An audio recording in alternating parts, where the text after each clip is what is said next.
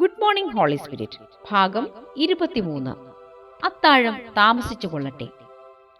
ഇംഗ്ലണ്ടിലുള്ള ഒരു ക്രിസ്തീയ കുടുംബത്തോടൊപ്പം ഞാൻ താമസിക്കുന്ന കാലം വീടിന്റെ ഏറ്റവും മുകളിലത്തെ നിലയിലായിരുന്നു എൻ്റെ മുറി. അതുവരെ പരിശുദ്ധാത്മാവുമായി സംസാരിച്ചതിൽ നിന്നും അനുഭവിച്ചിട്ടുള്ളതിലൊക്കെ വിപുലമായ നിലയിൽ ആത്മശക്തി എനിക്ക് അനുഭവപ്പെട്ടു. ആ സന്ധ്യാസമയം ഞാൻ ആത്മശക്തിയിൽ വിവശനായിരുന്നു. ബെന്നി, അത്താഴം തയ്യാറായിരിക്കുന്നു. വാതിൽക്കൽ മുട്ടുന്ന ഗൃഹനായികയുടെ ശബ്ദം. എന്നാൽ ആത്മാവിലുള്ള സന്തോഷത്താൽ ഞാൻ പറന്നു പൊങ്ങിക്കൊണ്ടിരിക്കുന്ന സമയത്ത് അവിടെ നിന്നും പോകുവാൻ എനിക്കൊട്ടും ഇഷ്ടമില്ലായിരുന്നു. ഭക്ഷണം തയ്യാറായിരിക്കുന്നു. വീണ്ടും ഗൃഹനായികയുടെ ശബ്ദം. ഞാൻ എഴുന്നേറ്റ് മുറി വിട്ടിറങ്ങാൻ തുടങ്ങിയപ്പോൾ ആരോ എൻ്റെ കയ്യിൽ പിടിക്കുന്നതായി എനിക്ക് അനുഭവപ്പെട്ടു. 5 നിമിഷങ്ങൾ മാത്രം. ആരോ എന്നോട് സംസാരിക്കുന്നു. ഞാനുമായി നിമിഷങ്ങൾ പങ്കുവെക്കുവാൻ പരിശുദ്ധാത്മാവ് കാംക്ഷിക്കുന്നു. എന്താണ് താങ്കൾ പരിശുദ്ധാത്മാവിനോട് സംസാരിക്കുന്നത് എന്ന് നിങ്ങൾ ചോദിച്ചാൽ, ഞാൻ ചോദ്യങ്ങൾ ചോദിക്കുന്നു എന്നാണ് എനിക്ക് പറയുവാനുള്ള മറുപടി. ദൃഷ്ടാന്തമായി ഒരു ദിവസം ഞാൻ അവനോട് ചോദിച്ചു, പിതാവിൽ നിന്നും പുത്രനിൽ നിന്നും നീ എങ്ങനെ വ്യത്യസ്തനായിരിക്കുന്നു? സ്തേഫാനോസ് കല്ലെറിയപ്പെടുന്ന കാഴ്ചയാണ് അവൻ ഉടനെ എനിക്ക് കാണിച്ചു തന്നത്. സ്തേഫാനോസ് പിതാവിനെയും പുത്രനെയും കണ്ടു, എന്നാൽ ഞാൻ അവനിലായിരുന്നു എന്നാണ് എനിക്ക് ബോധ്യപ്പെടുത്തി തന്നത്. 3 അതുല്യ വ്യക്തിത്വങ്ങൾ. കഷ്ടത സഹിക്കുവാനുള്ള അപ്രമേയ ശക്തി സ്തേഫാനോസിന് നൽകിയവൻ പരിശുദ്ധാത്മാവാണ്. സ്തേഫാനോസിന്റെ ആഗമനത്തെ പ്രതീക്ഷിച്ചു നിൽക്കുന്നത് പുത്രൻ, എന്നാൽ സിംഹാസനത്തിൽ ഉപവിഷ്ടനായിരിക്കുന്നത് പിതാവ്.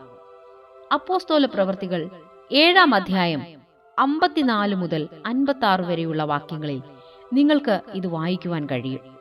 മാത്രമല്ല, കൂടുതൽ കാര്യങ്ങൾ പരിശുദ്ധാത്മാവ് എന്നെ കാണിച്ചു തന്നു. ഇസ്രായേൽ മക്കളുടെ വിടുതലുകാരനാവാൻ മോശയ്ക്ക് ശക്തി നൽകിയത് പരിശുദ്ധാത്മാവാണ്. യോശുവയുടെ ജീവിതത്തിലെ ശക്തിദായകനും അവൻ തന്നെ. ചെങ്കടലിനെ വിഭജിച്ച കാറ്റിലടങ്ങിയിരുന്ന ശക്തിയും പരിശുദ്ധാത്മാവ് തന്നെ. യെരിഹോ കോട്ടയെ അടിച്ചു തകർത്ത ശക്തിയും മറ്റൊന്നല്ല. ഗോലിയാത്തിനെ വീഴ്ത്തിയ ദാവീദിന്റെ കല്ലിന്റെ ആയവും പരിശുദ്ധാത്മാവാണ്. ശമൂവേലിന്റെയും ഏലിയാവിന്റെയും ജീവിതത്തിലെ ശക്തി പരിശുദ്ധാത്മാവാണ്. ക്രിസ്തുവിൽ വ്യാപരിച്ചിരിക്കുന്നതും ഈ ആത്മാവ് തന്നെ. യേശു ഒരു പൂർണ്ണ മനുഷ്യനായിരുന്നല്ലോ, എങ്കിലും പരിശുദ്ധാത്മാവ് കൂടാതെ അവൻ ഒന്നും ചെയ്തില്ല എന്നാണ് വചനം വ്യക്തമാക്കുന്നത്. ആത്മാവിനെ കൂടാതെ അവൻ പ്രസംഗിച്ചിട്ടില്ല. പരിശുദ്ധാത്മാവില്ലാതെ അവൻ രോഗികളുടെ മേൽ കൈവച്ചില്ല. കർത്താവിന്റെ ആത്മാവ് എന്റെ മേലുണ്ട് എന്നാണ് യേശു പറഞ്ഞത്. സുവിശേഷം അറിയിപ്പാൻ കർത്താവ് എന്നെ അഭിഷേകം ചെയ്യുകയാലാണ് അവൻ ശുശ്രൂഷയ്ക്ക് ആരംഭം കുറിച്ചത്. ലൂക്കോസിന്റെ സുവിശേഷം 4-ാം അധ്യായം 18-ാം വാക്യം. പിതാവിന്റെ സന്നിധിയിലേക്ക് യേശു തിരികെ പോയപ്പോൾ എന്തു സംഭവിച്ചു? തങ്ങളുടെ സംസാര രീതി സമ്പൂർണമായി മാറി വരത്തക്ക വിധം പരിശുദ്ധാത്മാവിന്റെ കൂട്ടായ്മ അപ്പോസ്തലന്മാർക്ക് ലഭിച്ചു.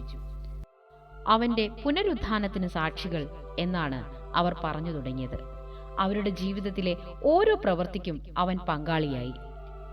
ഒരുമിച്ച് പുത്രനു വേണ്ടി പ്രവർത്തിക്കത്തക്കവണ്ണം അവർ പരിപൂർണ കൂട്ടായ്മയിലായി. സഹിക്കുവാനുള്ള ശക്തി അപ്പോസ്തോലനായ പൗലോസിന്റെ മേൽ പകർന്ന ശക്തി ഏതായിരുന്നു? തന്റെ നിഴലെങ്കിലും വീണാൽ രോഗികൾ സൗഖ്യമാകുവാൻ പത്രോസിന് ലഭിച്ച ശക്തി ഏതാണ്? പരിശുദ്ധാത്മ സ്പർശനം, അല്ലാതെ മറ്റെന്ത്? യേശുക്രിസ്തു ഭൂമിയിലായിരുന്നപ്പോൾ ഒരു പ്രശ്നം നേരിടുന്ന സമയത്ത് ആരുടെ സമീപത്താണ് ശിഷ്യന്മാർ ചെന്നിരുന്നത്? കർത്താവേ, ഞങ്ങൾ എന്തു ചെയ്യണമെന്ന് അവർ ക്രിസ്തുവിനോട് ചോദിച്ചു. അവൻ തക്കതായ നിർദ്ദേശങ്ങളും നൽകിയിരുന്നു. എന്നാൽ യേശു പിതാവിന്റെ സന്നിധിയിലേക്ക് മടങ്ങിയപ്പോൾ ആരും തുണയ്ക്കില്ലാതെ ശിഷ്യന്മാർ കൈവിടപ്പെടുകയല്ലായിരുന്നു. പരിശുദ്ധാത്മാവ് നിങ്ങളെ വഴി നടത്തും. അവൻ നിങ്ങളെ ആശ്വസിപ്പിക്കും.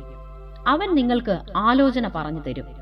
ഞാൻ നിങ്ങളോട് പറഞ്ഞതൊക്കെയും നിങ്ങളെ ഓർമ്മപ്പെടുത്തും എന്നിങ്ങനെയായിരുന്നല്ലോ അവരോടുള്ള ക്രിസ്തുവിന്റെ മൊഴികൾ. പത്രോസും യോഹനാനും ഇപ്പോൾ പറയുന്നത് അത്ഭുതവാനായ പരിശുദ്ധാത്മാവിനെ കുറിച്ചാണ്. അവരുമായുള്ള കൂട്ടായ്മയെക്കുറിച്ച് പൗലോസും സംസാരിക്കുന്നു. തോൽക്കൊല്ലനായ ശീമോന്റെ വീടിന്റെ വെൺമാടത്തിലിരുന്നു കൊണ്ട് ദർശനം പ്രാപിച്ച പത്രോസിനോട് ദൈവാത്മാവ് സംസാരിക്കുന്നത് ശ്രദ്ധിക്കുക. 3 പുരുഷന്മാർ നിന്നെ അന്വേഷിക്കുന്നു. നീ എഴുന്നേറ്റ് ഇറങ്ങിച്ചെല്ലുക. ഞാൻ അവരെ അയച്ചതാകൊണ്ട് ഒന്നും സംശയിക്കാതെ അവരോടുകൂടെ പോക. അപ്പോസ്തല പ്രവൃത്തികൾ 10-ാം അധ്യായം 19 മുതൽ 20 വരെയുള്ള വാക്യങ്ങൾ. പരിശുദ്ധാത്മാവിന്റെ ശബ്ദം പത്രോസ് തിരിച്ചറിഞ്ഞു. ജാതികളോട് സുവിശേഷം പ്രസംഗിക്കുവാൻ അത് നാന്ദിയായി ഭവിച്ചു. എത്യോപ്യക്കാരൻ ഷണ്ണൻ എങ്ങനെ രൂപാന്തരപ്പെട്ടു?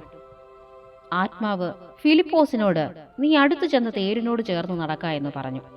അപ്പോസ്തല പ്രവൃത്തികൾ 8-ാം അധ്യായം 29-ാം വാക്യം. ഫിലിപ്പോസ് പരിശുദ്ധാത്മാവിന്റെ ശബ്ദം തിരിച്ചറിഞ്ഞു. പിതാവായ ദൈവമോ പുത്രനായ ദൈവമോ അല്ല അവനോട് സംസാരിച്ചത്, പരിശുദ്ധാത്മാവാം ദൈവമാണ്. ഒരു സ്വന്തം ഇച്ഛാശക്തിയുള്ള ദൈവമാണ് പരിശുദ്ധാത്മാവ്. ആ സമയം അവൻ പിതാവിന്റെ പ്രവൃത്തി ചെയ്യുകയായിരുന്നു. അവനെ ദുഃഖിപ്പിക്കുന്നതാണ് പരിശുദ്ധാത്മാവിനെതിരെ ചെയ്യപ്പെടുന്ന ഏറ്റവും വലിയ പാപം എന്ന് ഞാൻ കരുതുന്നു. അവന്റെ സാന്നിധ്യത്തെയും ശക്തിയെയും നിരാകരിക്കുകയായിരിക്കും അതിന്റെ അന്ത്യഫലം. പിതാവായ ദൈവത്തെ ദുഃഖിപ്പിക്കരുത് എന്നോ പുത്രനായ ദൈവത്തെ ദുഃഖിപ്പിക്കരുതോ എന്നോ വചനത്തിൽ ഒരിടത്തും നിങ്ങൾക്ക് കാണുവാൻ കഴിയാതെ ഇരിക്കുമ്പോൾ പരിശുദ്ധാത്മാവാകുന്ന ദൈവത്തെ ദുഃഖിപ്പിക്കരുത് എന്ന് ധാരാളം കാണുവാൻ കഴിയും. മരുഭൂമിയിൽ വെച്ച് ഇസ്രായേൽ മക്കളോട് ദൈവം പറഞ്ഞു, നിങ്ങൾ എന്റെ ആത്മാവിനെ ദുഃഖിപ്പിച്ചു. എന്നെ ദുഃഖിപ്പിച്ചു എന്നല്ല ദൈവം പറഞ്ഞത്. മനുഷ്യപുത്രന്റെ നേരെ ഒരു വാക്കു പറയുന്ന ഏവനോടും ക്ഷമിക്കും, പരിശുദ്ധാത്മാവിന്റെ നേരെ ദൂഷണം പറയുന്നവനോട് ക്ഷമിക്കുകയില്ല എന്നാണല്ലോ പരീശന്മാരെ നോക്കിക്കൊണ്ട് യേശുക്രിസ്തുവും പറഞ്ഞത്. ലൂക്കോസിന്റെ സുവിശേഷം 12-ാം അധ്യായം 10-ാം വാക്യം. ദൈവത്വത്തിൽ പരിശുദ്ധാത്മാവ് വ്യത്യസ്തനായ ഒരു വ്യക്തിയാണ്. അവൻ വളരെ ലോലമായ സ്വഭാവമുള്ളവനാണ്. അവന്റെ സ്വഭാവം മൃദുലമാണ്. എന്നാൽ കർത്താവ് അവനെ എനിക്കും നിങ്ങൾക്കും നൽകിയിരിക്കുന്നതിനാൽ നമ്മെ വിട്ടുപിരിഞ്ഞു പോകുന്നവനുമല്ല. പരിശുദ്ധാത്മാവ് വളരെ മാന്യ സ്വഭാവമുള്ളവനാണ്. നിങ്ങൾ ക്ഷണിക്കുന്നതുവരെ അവൻ നിങ്ങളുടെ മുറിയിൽ കടന്നു വരികയില്ല. നിങ്ങൾ ആവശ്യപ്പെടുന്നതുവരെ അവൻ ഉപവിഷ്ടനാവുകയുമില്ല. നിങ്ങൾ അവനോട് സംസാരിക്കുന്നതുവരെ അവൻ നിങ്ങളോട് സംസാരിക്കുകയില്ല. അവൻ എത്രത്തോളം കാത്തു നിൽക്കും? നിങ്ങൾ അവനോട് സംസാരിക്കുന്നതുവരെ അവൻ നിൽക്കും. അത് മാസങ്ങളോ വർഷങ്ങളോ ആയേക്കാം. അവൻ കാത്തു നിൽക്കും. അത്ഭുതവാനായ പരിശുദ്ധാത്മാവേ, യേശുവിനെക്കുറിച്ച് എന്നോട് പറഞ്ഞാലും എന്ന് അവന്റെ സമീപേ ചെന്നിരുന്ന് അവനോട് നിങ്ങൾ ആവശ്യപ്പെടുന്നതുവരെ, പ്രിയ സ്നേഹിത, അവന്റെ ശക്തിയോ സാന്നിധ്യമോ നിങ്ങൾക്ക് ബോധ്യപ്പെടുകയില്ല.